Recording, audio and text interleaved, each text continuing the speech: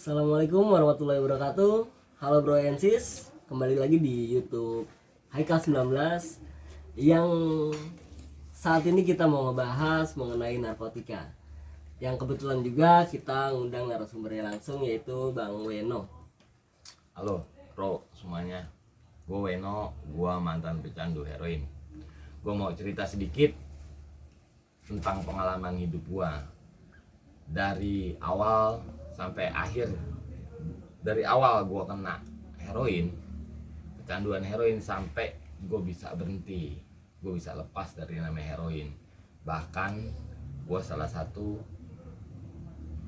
5% di dunia ya, gue salah satunya orang yang tidak terinfeksi HIV. Wah, bisa begitu bang? Ya, jadi gue juga bingung. Tapi itulah hasil riset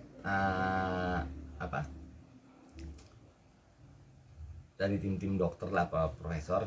Jadi bahwasanya ada 5% memang orang di dunia yang genetikanya tidak bisa terinfeksi HIV. Gitu. Jadi sorry itu intermezzo. Kita kembali lagi ke pengalaman hidup gue tentang etep ya. Gue bicaranya etep aja deh, nggak usah heroin. Nah ya, bahasa gue di jalanan tuh etep. Jadi gini, gue mulai dari awal gue kecil dulu deh ya. Dari gimana ceritanya kok gue bisa sampai kena etep gitu, kena heroin. Jadi gini, pada saat kelas 5 SD itu aja gue udah kenal yang namanya rokok. Dari situ gue udah mulai kecanduan rokok, gue udah mulai bandel lah, gue ngumpet rokok. Gimana ceritanya gue keluar buat beli rokok dan sebagainya. Sampai masuk ke bangku SMP, gue mulai kenal yang namanya alkohol gitu. Oke bang. Nah, Gila. mulailah gue kecanduan alkohol tuh, gue jadi alkoholik. Tapi nggak cuma sampai di situ. Dari alkohol gue juga kenal yang namanya boti lah tuh, yang namanya Lexotan, nitrazepam, nipam. Saat itu banyak lah jenis narkotika apa bang? itu benzodiazepin sebenarnya, obat-obatan lah gitulah. Nah, dari obat gua mulai kenal yang namanya gele, cimeng. Gua mulai nyimeng, sampai masuk bangku SMA. Gua kenal yang namanya etep karena abang gua salah satu korban etep juga. Abang gua almarhum ya karena etep, jadi gitu. Nah, pada saat bangku SMA gue kenal tuh yang namanya etep, ya kan? Di situ gue mulai kecanduan etep. Wah, hancur lah, ya kan? Mulai hancur lah kehidupan gue tuh.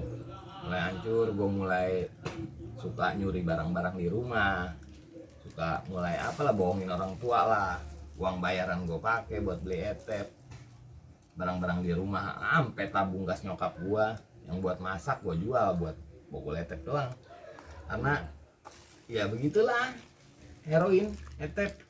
Itu etep atau heroin itu cara penggunaannya bagaimana bang? Jadi gini, saat itu awalnya gue ngedrek tuh pakai kertas timah nih. Jadi etep kan bubuk bang ya. Nah, gue awal penggunaan nih pakai duit, gue linting.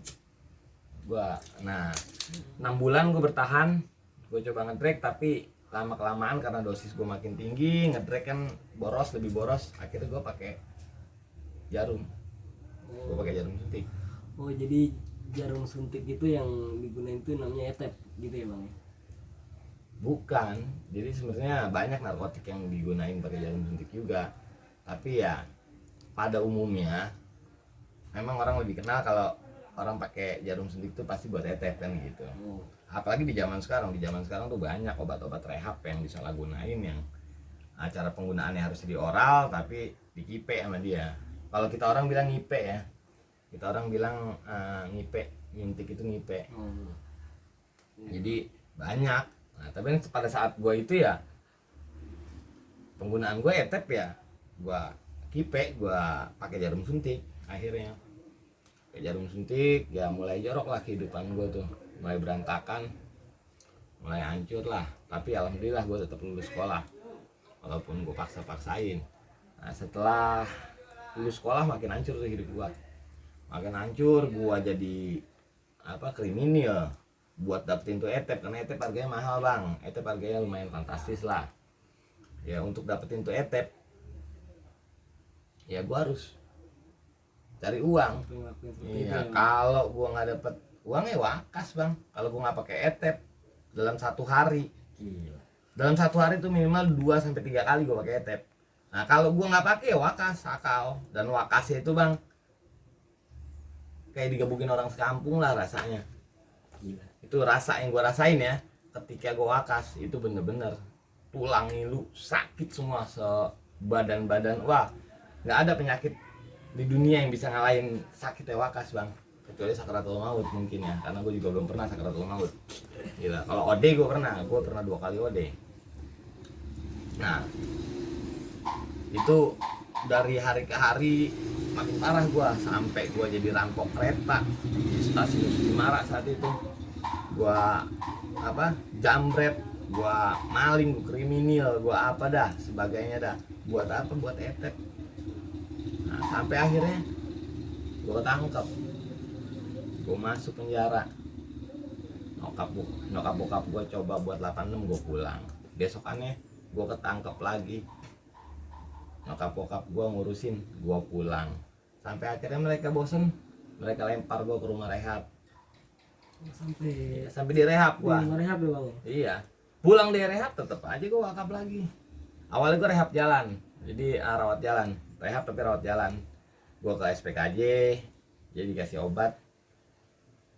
Tetap aja obat gue konsumsi, ya kan, etep tetap gue pakau. Gitu. Ya, Lebih parah dong bang kalau gitu. itu dia. Jadi ketika gue nggak dapet etep, baru gue minum tuh obat. Tapi ketika gue dapet etep, dampak buat tubuh lu jadi makin parah bang. ya gue juga nggak ngerti lah, gue bukan dokter, tapi ya mungkin kira-kira kayak gitu. Nah dari akhirnya ketangkep lagi, hancur kan kehidupan ekonomi orang tua gue pun udah mulai, karena bukan cuma gue di keluarga, tapi abang gue juga penasun, pengguna narkoba suntik, IDU, injection drug user lah kalau bahasa kerennya. Nah dari situ ya nyokap udah nggak sanggup lah ngurusin ekonomi keluarga, juga udah mulai jatuh, mulai hancur.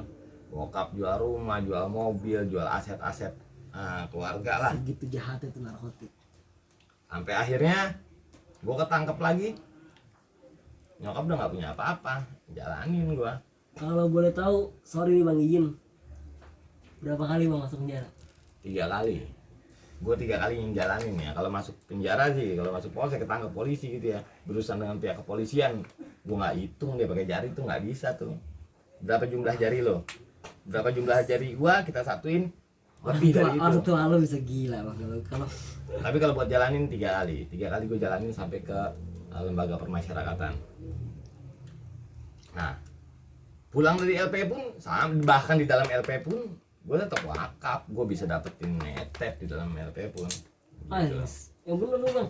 Ya itu fakta, itu faktanya lah. Gue nggak ngerti gimana ceritanya negara bertindak, tapi itu fakta yang gue alami. Dalam penjara gue tetap wakaf, pulang penjara gue juga masih wakaf gitu. Sampai akhirnya tahun 2011 kalau nggak salah deh, 2011 atau 2012 gitu, gue coba buat berhenti.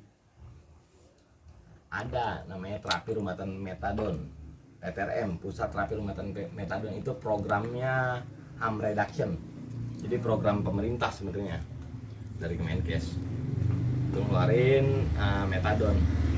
Nama programnya pusat terapi rumahan metadon. Jadi metadon itu bentuknya cair, metadon itu heroin sintetis, bentuknya cair, cairan bening,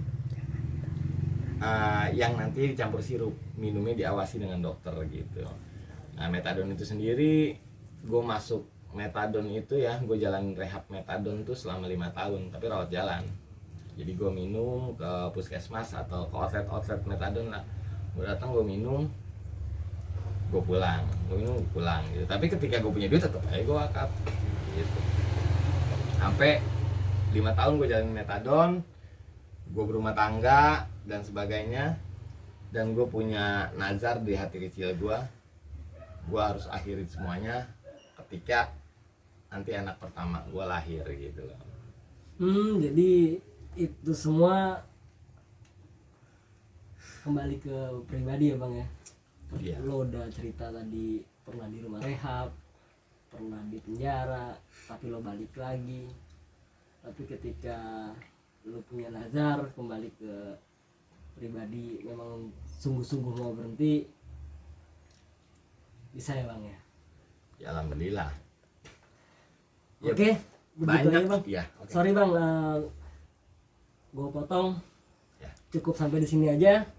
Itu yang kita dapat dari Bang Weno. Semoga kita semua dapat ilmunya, dan pesan Bang Weno buat kita semua, tolong Jadi sampaikan. gini, Bang. kalau pesen gua, narkoba itu bukan buat dicoba-coba. Lo bisa ketahui narkoba cukup dari narasumber yang ada, cukup dari orang lah, tapi jangan sampai lo jajalin, karena narkotik itu sekali lo jajalin, sugesti itu bertahan seumur hidup sampai lo mati. Ingat semuanya, jangan pernah lo coba narkoba. Oke, sampai di sini aja. Wassalamualaikum warahmatullahi wabarakatuh. Jangan lupa subscribe-nya YouTube Haikal 19.